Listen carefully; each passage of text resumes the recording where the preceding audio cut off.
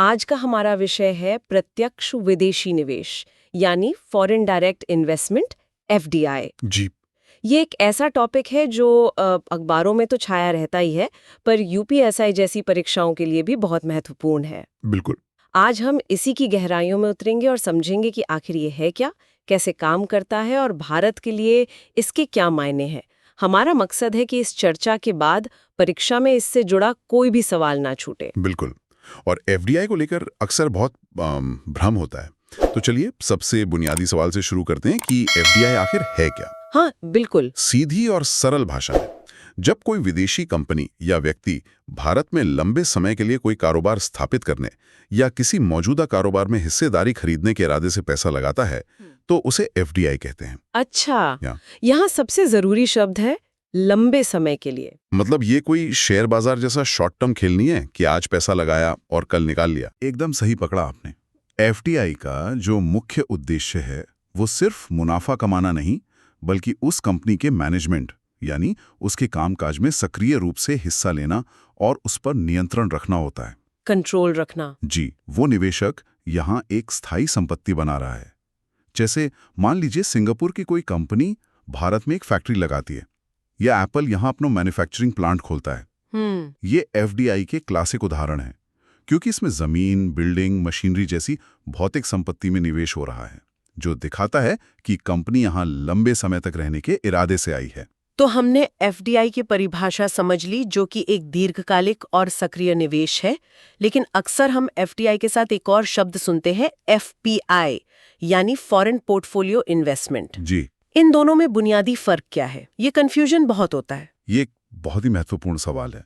देखिए, जहां एफटीआई का मकसद कंपनी पर नियंत्रण और प्रबंधन होता है, वहीं एफपीआई का मकसद सिर्फ वित्तीय लाभ कमाना होता है। ओके। एफपीआई निवेशक किसी कंपनी के शेयर या बॉन्ड खरीदता है, लेकिन उसका कंपनी चलाने में कोई दखल नहीं होता।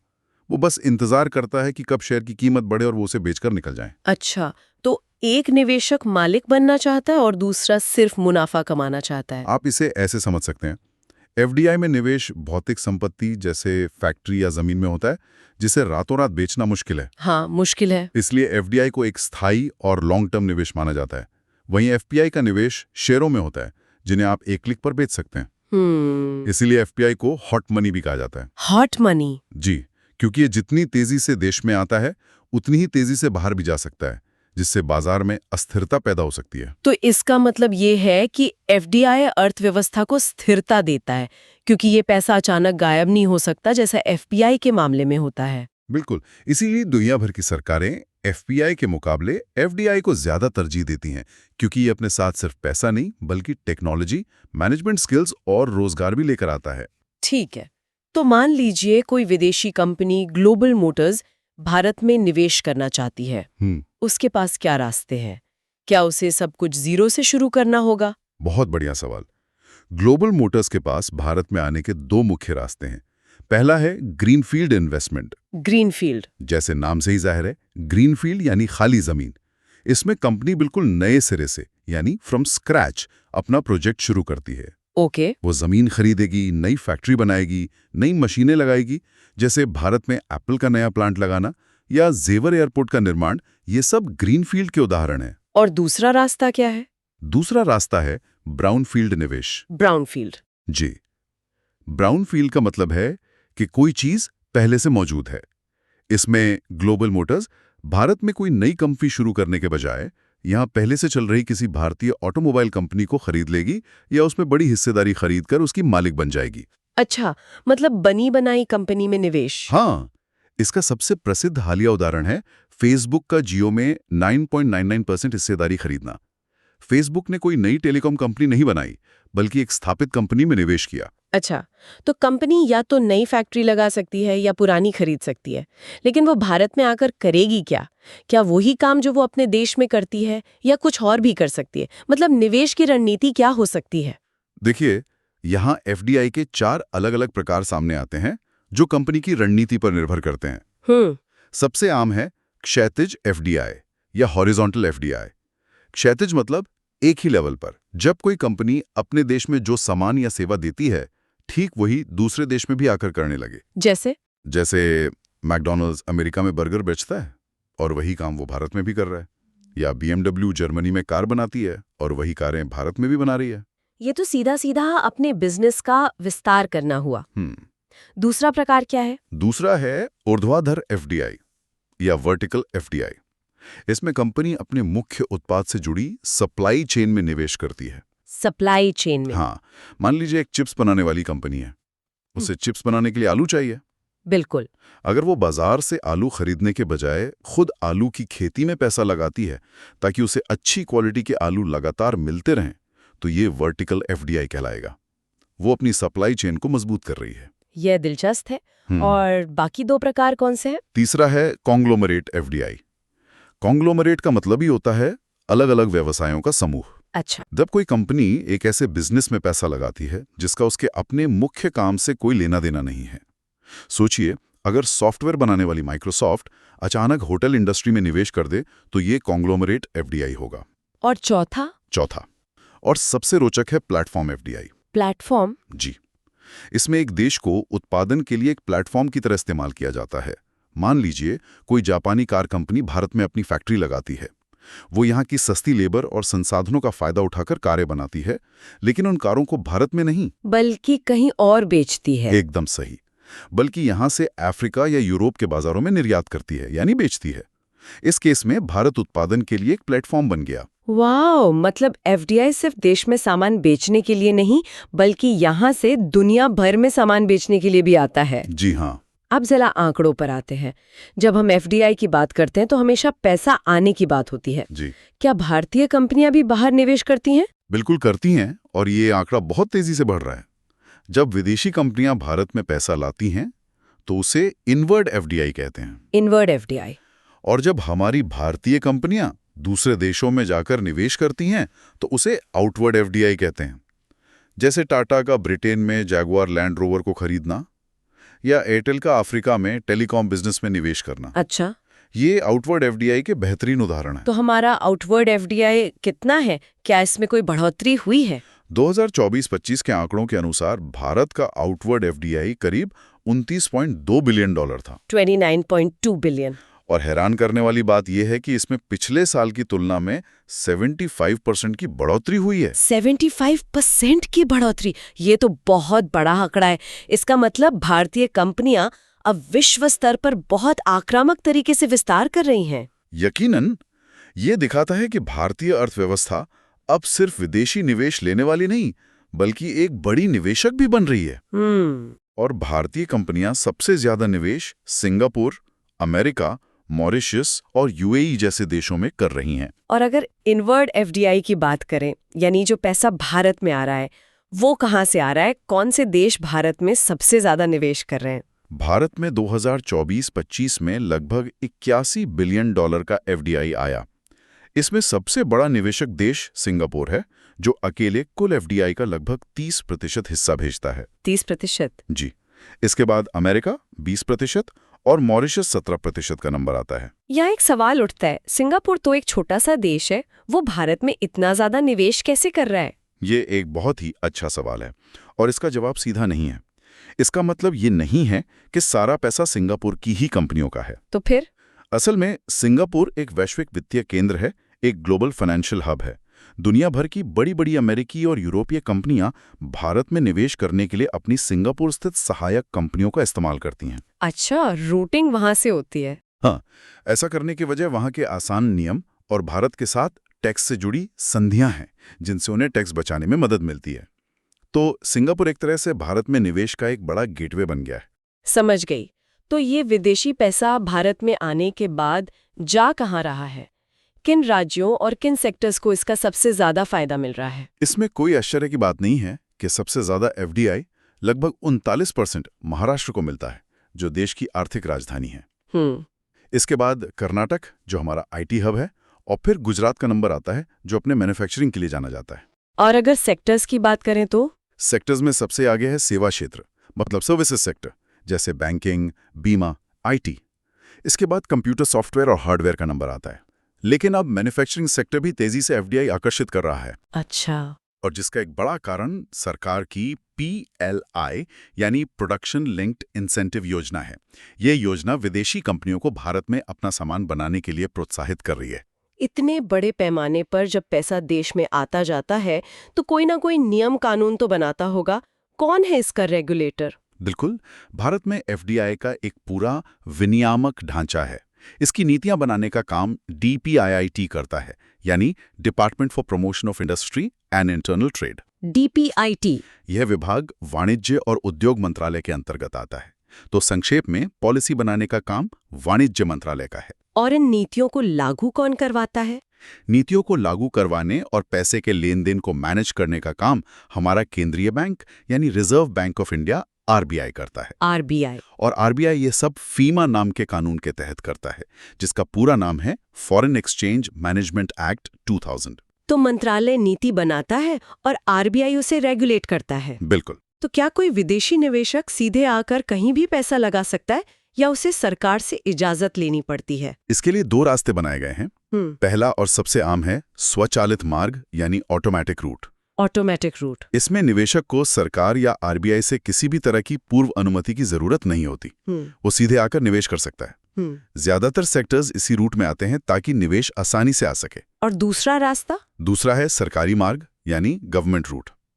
ये रास्ता कुछ संवेदनशील क्षेत्रों जैसे रक्षा या मीडिया के लिए है। अच्छा। इनमें निवेश करने से पहले निवेशक को संबंधित मंत्रालय से मंजूरी लेना अनिवार्य होता है। मंजूरी मिलने के बाद ही वो निवेश कर सकता है। यहाँ एक और बात ध्यान में आती है, पड़ोसी देशों से आने वाले निवेश को लेकर भी कुछ खास नियम है ना? जी हाँ, और ये राष्ट्रीय सुरक्षा से जुड़ा एक बहुत ही महत्वपूर्ण नियम है जिसे प्रेस नोट 3 के नाम से जाना जाता है। Press note 3। इसके अनुसार भारत के साथ जमीनी सीमा साझा करने वाले देशों, खास तौर पर चीन और पाकिस्तान से आने वाले किसी भी FDI के लिए, चाहे वो किसी भी सेक्टर में क्यों ना हो, पहले गृह मंत्रालय से सुरक्षा मंजूरी लेना अनिवार्य है।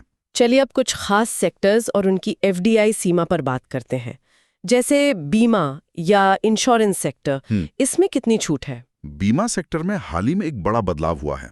अब इसमें 100% FDI की अनुमति है, जो पहले 74% थी। 100%? जी, और ये निवेश स्वचालित मार्ग से आ सकता है। और बैंकों के बारे में क्या नियम है? प्राइवेट और सरकारी बैंकों में क्या फर्क है? प्राइवेट बैंकों में 74% तक FDI की अनुमति है, लेकिन इसमें 49% तक स्वचालित मार्ग से और उससे ज्यादा के लिए सरकारी मंजूरी लेनी पड़ती है। ओके। वहीं सार्वजनिक यानी सरकारी बैंकों में FDI की सीमा बहुत कम, सिर्फ 20% रखी गई है, और वो भी सरकार की अनुमति से। रक्षा और अंतरिक्ष जैसे संवेदनशील क्षेत्रों में क्या सीमाएं हैं? रक्षा क्षेत्र में 74% तक का FDI स्वचालित मार्ग से आ सकता है। लेकिन अगर कोई विदेशी कंपनी भारत में कोई बहुत ही आधुनिक टेक्नोलॉजी, मतलब मॉडर्न टेक्नोलॉजी लेकर आ रही है, तो सरकार उसे 100% तक FDI की भी अनुमति दे सकती है, पर उसके लिए सरकारी मंजूरी जरूरी होगी। इसी तरह अंतरिक्ष क्षेत्र में सैटेलाइट बनाने जैसे कामों के लिए 74% FDI की अनुमति है। आजकल ई-कॉमर्स और रिटेल का जमाना है। Amazon, फ्लिपकार्ट, वॉलमार्ट, इनके लिए क्या नियम है? ई-कॉमर्स में सरकार ने 2 मॉडल बनाए हैं।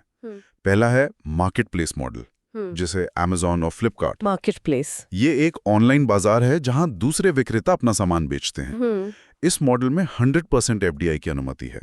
लेकिन दूसरा है इन्वेंट्री मॉडल, जिसमें कंपनी खुद का सामान खरीद कर बेचती है। अच्छा। भारत में विदेशी ई-कॉमर्स कंपनियों के लिए ये मॉडल प्रतिबंधित है। मतलब Amazon भारत में खुद का सामान खरीद कर नहीं बेच सकता, वो सिर्फ एक प्लेटफॉर्म दे सकता है। बिल्कुल।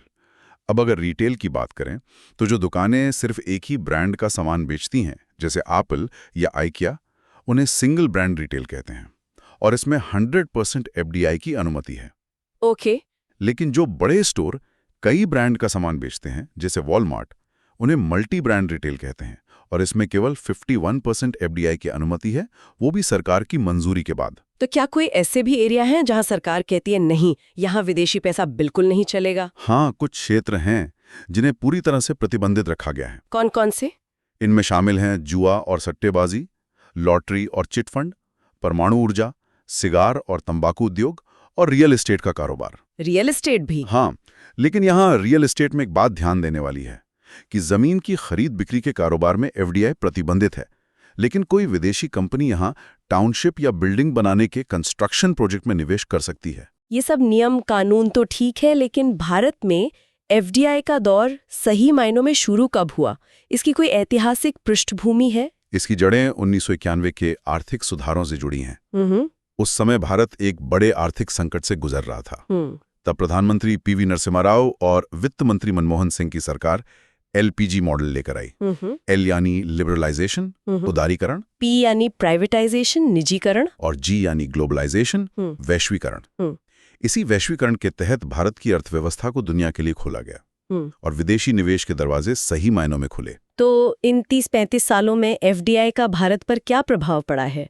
क्या इसके सिर्फ फायदे ही है या कुछ नुकसान भी है? इसके दोनों पहलू हैं। सकारात्मक पक्ष देखें तो एफडीआई अपने साथ नई टेक्नोलॉजी, मैनेजमेंट का बेहतर तरीका और सबसे जरूरी रोजगार लेकर आता है। अच्छा। इससे देश का विदेशी मुद्रा भंडार भी मजबूत होता है। और चुनौतियां? लेकिन इसकी एक बड़ी चुनौती भी है। जब वॉलमार्ट जैसी बड़ी विदेशी कंपनियां भारत में आती हैं तो यहाँ के छोटे किराना दुकानदारों और स्थानीय व्यापारियों के लिए उनसे मुकाबला करना बहुत मुश्किल हो जाता है। हाँ, ये तो है। उनके बिजनेस पर नकारात्मक असर पड़ने का डर हमेशा बना रहता है। बिल्कुल, संतुलन बनाना बहुत जरूरी है। चलिए इस पूरी चर्चा को परीक्षा के नजरिए से कुछ सबसे जरूरी पॉइंट्स में समेट लेते हैं, जिन्हें हम परीक्षा कैप्सूल कह सकते हैं। जरूर। अगर परीक्षा के लिए कुछ बातें याद रखनी है तो वो ये हैं। पहला, भारत में सबसे बड़ा निवेशक देश है सिंगापुर। सिंगापुर। सबसे ज्यादा एफडीआई पाने वाला राज्य महाराष्ट्र। बीमा सेक्टर में एफडीआई लिमिट 100%, वो भी स्वचालित मार्ग से। ठीक है। सरकारी बैंकों में एफडीआई लिमिट सिर्फ 20% और वो भी सरकारी मंजूरी से। सिर्फ 20%? जब कोई प्रोजेक्ट बिल्कुल नए सिरे से शुरू हो तो उसे ग्रीनफील्ड कहते हैं। एफडीआई की नीतियां बनाने वाली संस्था है DPIIT, जो वाणिज्य मंत्रालय के अधीन है। और एक तकनीकी बात, किसी निवेश को एफडीआई तभी माना जाता है जब निवेशक की कंपनी में कम से कम 10% की हिस्सेदारी हो। इससे कम को एफपीआई माना जाता है। बहुत बढ़िया। ये एक शानदार और विस्तृत चर्चा रही। हमारे पास एफडीआई से जुड़े 10 अहम सवाल हैं। हाँ, ये अच्छा रहेगा। तो चलिए एक एक करके इन सवालों को देखते हैं और समझते हैं कि एफडीआई का पूरा तंत्र काम कैसे करता है। ठीक है, तो पहला सवाल, प्रश्न संख्या 1, एफडीआई का मुख्य उद्देश्य क्या होता है? विकल्प हैं ए, सट्टेबाजी, बी, प्रबंधन और नियंत्रण, सी, अल्पकालिक लाभ, या डी, बिना नियंत्रण के कर्ज। ये बहुत ही बुनियादी सवाल है और इसका सही जवाब है विकल्प बी, प्रबंधन और नियंत्रण। प्रबंधन और नियंत्रण। जी। यहां समझने वाली बात यह है कि एफडीआई और एफपीआई यानी फॉरेन पोर्टफोलियो इन्वेस्टमेंट में एक तरह से इरादे का फर्क है। अच्छा। हाँ, एफपीआई का मकसद होता है अल्पकालिक लाभ, मतलब शॉर्ट टर्म प्रॉफिट। जैसे शेयर बाजार में पैसा लगाया, दाम बढ़े और पैसा निकाल लिया। बिल्कुल। लेकिन एफडीआई में निवेशक एक लॉन्ग टर्म इंटरेस्ट के साथ आता है। उसका लक्ष्य सिर्फ पैसा कमाना नहीं, बल्कि उस बिजनेस पर, उस व्यवसाय पर नियंत्रण रखना भी होता है। Very good. मैनेजमेंट में उसकी सक्रिय भागीदारी होती है। बहुत बढ़िया। इससे तो शुरुआत एकदम साफ हो गई। हाँ। चलिए अब आते हैं प्रश्न संख्या 2 पर। ग्रीनफील्ड निवेश का सही अर्थ क्या है? हाँ। विकल्प है ए, कोई पुरानी कंपनी खरीदना, बी, बिल्कुल नए सिरे से कोई प्रोजेक्ट शुरू करना, सी, शेयर बाजार में निवेश करना, या डी, कंपनियों का विलय मतलब मर्जर। तो इसका सही जवाब है विकल्प भी, बिल्कुल नए सिरे से प्रोजेक्ट। ग्रीनफील्ड मतलब हरी भरी जमीन पर कुछ नया बनाना। आप इसे ऐसे ही समझ सकते हैं। ग्रीनफील्ड का मतलब है एक नया प्रोजेक्ट शुरू करना जहां पहले कुछ भी नहीं था। जैसे मान लीजिए एप्पल भारत में एक बिल्कुल नई फैक्ट्री लगाती है, वो एक ग्रीनफील्ड निवेश होगा। और इसका उल्टा होता है ब्राउनफील्ड। एकदम सही। ब्राउनफील्ड में आप कुछ नया नहीं बनाते, बल्कि पहले से चल रही किसी कंपनी में हिस्सेदारी खरीद लेते हैं। जैसे जब फेसबुक ने जियो में 9.99% हिस्सेदारी खरीदी थी, वो एक क्लासिक ब्राउनफील्ड निवेश था। समझ गया। एक में बीज बो रहे हैं, दूसरे में लगे लगाए बाग में हिस्सेदार बन रहे हैं। अगला सवाल, प्रश्न संख्या 3, भारत में एफडीआई के लिए नीति निर्माता यानी पॉलिसी मेकर संस्था कौन सी है? ये बहुत महत्वपूर्ण है। विकल्प हैं ए, आरबीआई, बी, सेबी, सी, डीपीआईआईटी, या डी, गृह मंत्रालय। और सही उत्तर है विकल्प सी, डीपीआईआईटी। डीपीआईआईटी। ज्यादातर लोगों को शायद आरबीआई लगता होगा। हाँ, और यहीं पर अक्सर कंफ्यूजन होता है। देखिए, एफडीआई के लिए नीतियां बनाने का काम मतलब रूल बुक लिखने का काम डीपीआईआईटी का है, जो वाणिज्य और उद्योग मंत्रालय के तहत आता है। और आरबीआई की भूमिका क्या है फिर? आरबीआई एक तरह से मैनेजर या अंपायर है।